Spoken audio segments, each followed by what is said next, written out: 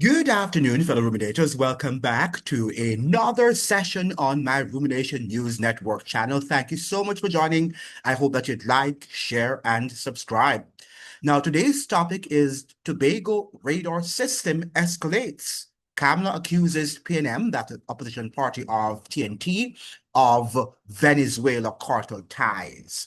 So the drama unfolds, the drama continues. And with our politicians cannot solve problems when they want to deflect, what they do, they actually tell us that it is the opposition. It is the opposition, and we must hear them. And the incumbent government is always the ones who are the righteous saints, right? And that is what they do to us. This is the Hegelian dialectic that they play.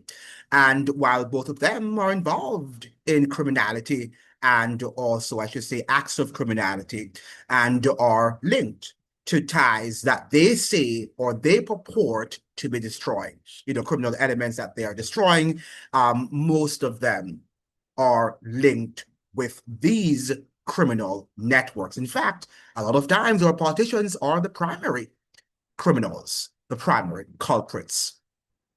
The Tobago radar system controversy just exploded.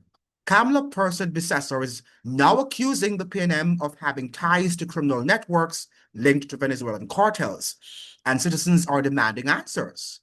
Who really controls the newly installed radar in Tobago?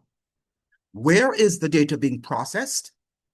And why is the government refusing to reveal the foreign agencies involved in TNT's surveillance system?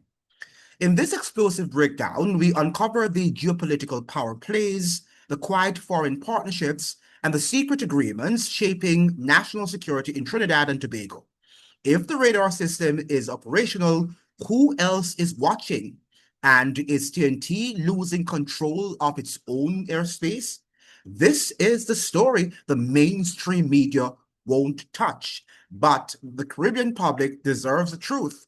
Stay locked in. Now, there are many assertions about what is happening in Tobago and also by extension Trinidad in light of this radar system which has been installed at the ANR International Airport there in Tobago. Now, many people have been suggesting that that is something that portends that war is on the horizon, and I believe so. And I was, one of the commenters on my video yesterday, one of them suggested that it might not start before Christmas, as Christmas is a profitable holiday, and I think that he's spot on.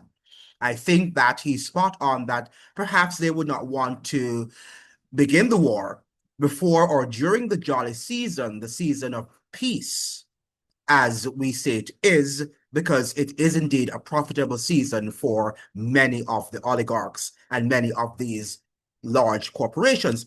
However, we can also say that war is also profitable. So let us see if they will, put the Boeings and the, and the Raytheons before the people, right? And before the jolly season. Only the future will tell, and we just don't know. But there are very strange occurrences happening, and they're telling us that in the interest of national security, they're not able to disclose a lot of the secrets that they hold because they're protecting us as citizens. But are they protecting us or are they surveilling us? And that is what you have to know. Now, if you understand the history of the Catholic Church, those of you who are versed on your history on the history of the Catholic Church, you must understand that this is not new. History is repeating itself.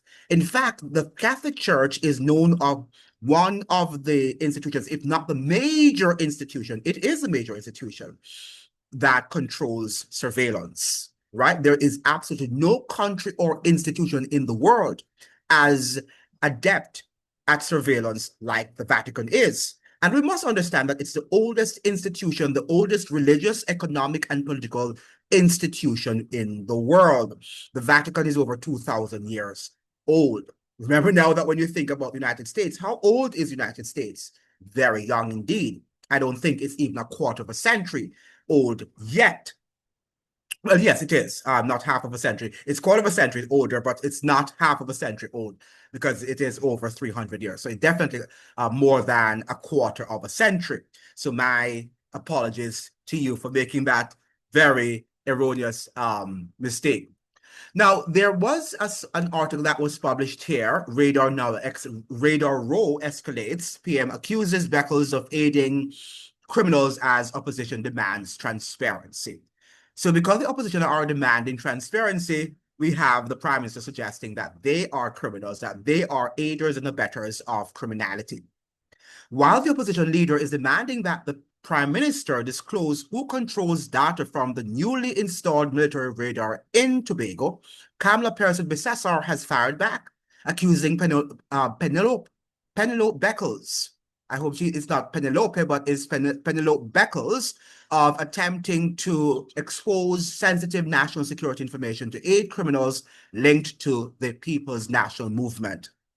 At yesterday's opposition meeting briefing in Port of Spain, Beckles said Persad-Bissessar has to come clean regarding the real intention and handling of the controversial radar installed by the United States military at the ANR Robinson International Airport in Crown Point. Beckles said, while the PNM is very conscious of how national security matters are to be handled, the population is entitled to know what is happening to the data being collected by the radar, and that is responsible. Absolutely. The only thing is that if they had been on the other side, that they would have also held back the information. But that is what oppositions do, and that is what they should do. But we should also insist that when the opposition, the now opposition, is in government, that they also follow the same rules that they are demanding that Kamla, the incumbent government, accedes to. Now, this is what Beckles is saying. The people of Trinidad and Tobago are entitled to know where would that information be installed and whether Trinidad and Tobago has any access to that radar.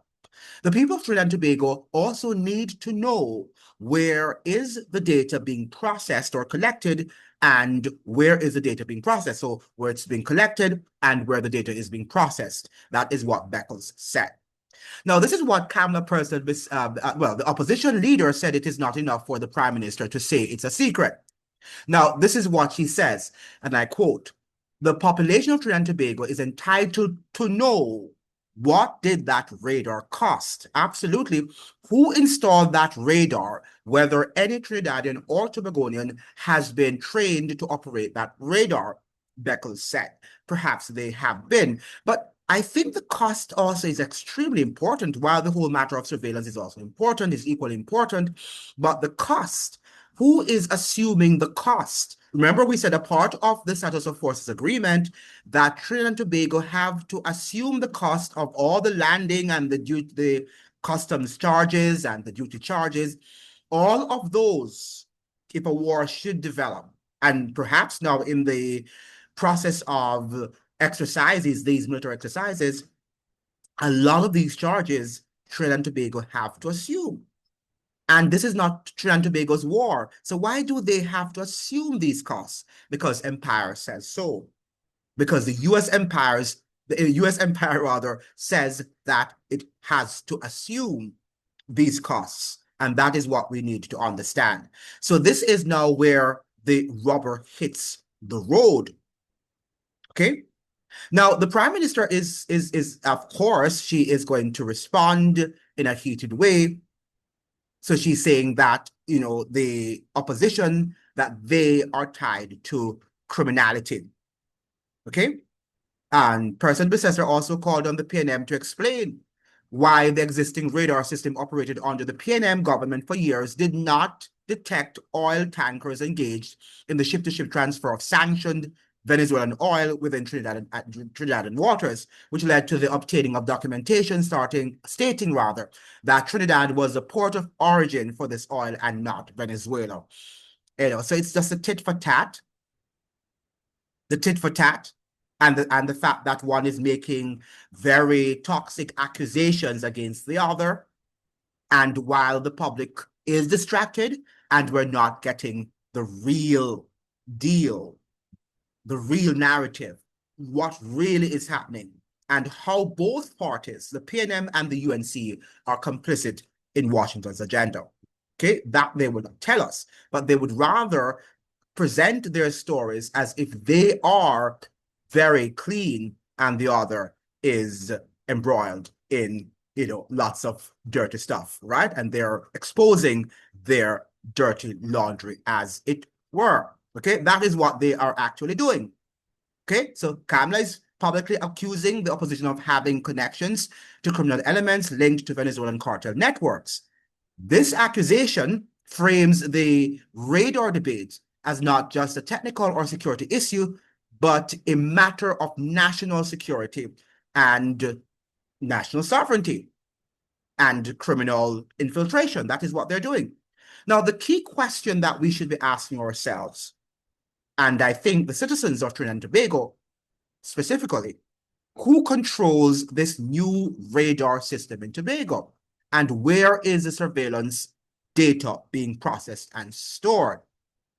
Okay, that we have to look at that. While the government claims it is a national security asset, critics fear the following. It may be integrated with foreign-run networks, possibly giving external forces visibility over Caribbean airspace, which is something that is valid, a valid question, a valid concern. The system's data could be routed to U.S. Southern Command or another foreign partner under existing counter-narcotics agreements. Lack of transparency fuels suspicion that the radar is not fully under Trinidad and Tobago's independent control, which I don't think it is under their independent control. Okay? Now, there are also bigger geopolitical issue. TNT lies on a strategic choke point between Venezuela and the wider Caribbean. A radar in Tobago gives whoever controls it a massive advantage in tracking regional aircraft, maritime movements, and possible smuggling routes.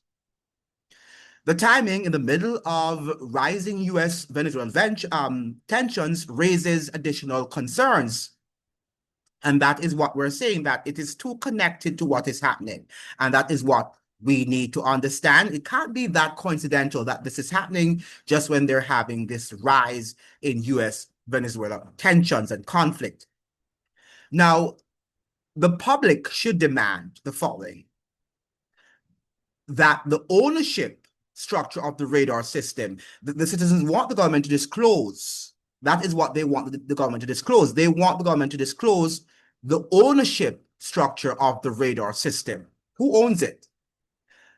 Second, the data processing center locations. Where are the data being processed?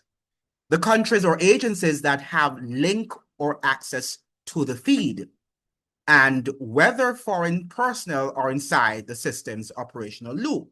So do you have somebody connected in Washington to what is happening in Tobago and Trinidad? That is what we have to answer. And are people's movements being tracked from that central location? We need to be able to get answers, but they're not going to tell us, because they're going to tell us that in the interest of national security, if they should disclose that, it's going to compromise the system. That's exactly what they're going to tell us. We already know that. Now, why Kamla's accusations matter? Her claims suggest that the radar controversy will now be framed as a battle between national security and Venezuelan-influenced criminal networks. The narrative is politically powerful, but it also diverts attention from the real question: is the radar system controlled by TNT or by a foreign government? That is what we need to know. And with all of this drama that is unfolding, we want these critical questions to be answered by the government, and even so, the opposition, who should also have some access to information.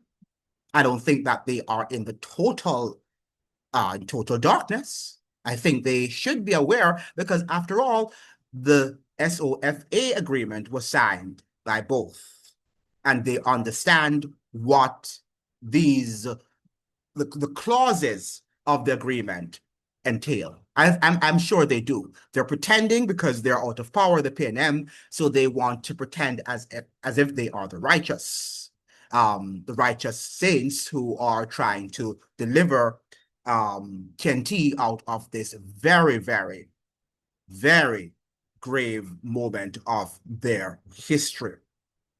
Now, in closing, this issue is far from over.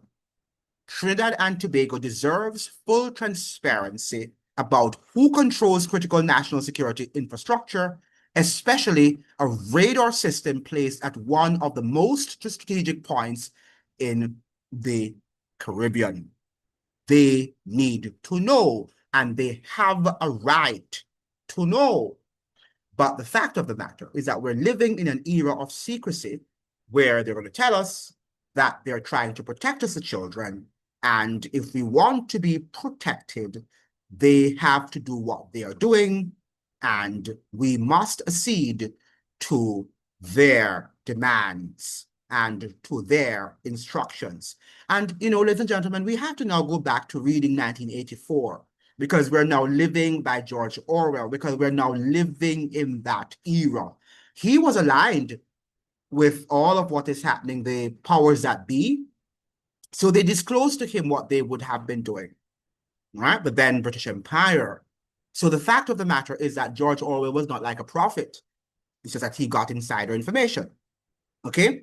And so the fact of the matter is that he disclosed to us what our societies will wind up being, what we are going to look at in the final analysis as we transition from democracy into full-blown dictatorship.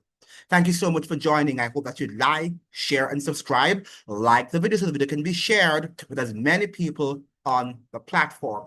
And would you want me to have a live on Sunday? I'm still trying to think if I'm going to have a live, on Sunday. Please let me know if you want a live on Sunday, what would be the topic that you would want us to talk about. I have not yet said anything to Mr. Pereira, but let me know. Please let me know if you would like to have a live program, a live show this Sunday. And then based on if I get like 50, 100 responses, 50 the minimum, then I will have a live show on Sunday with your being there. Thank you so much. All the best. Bye.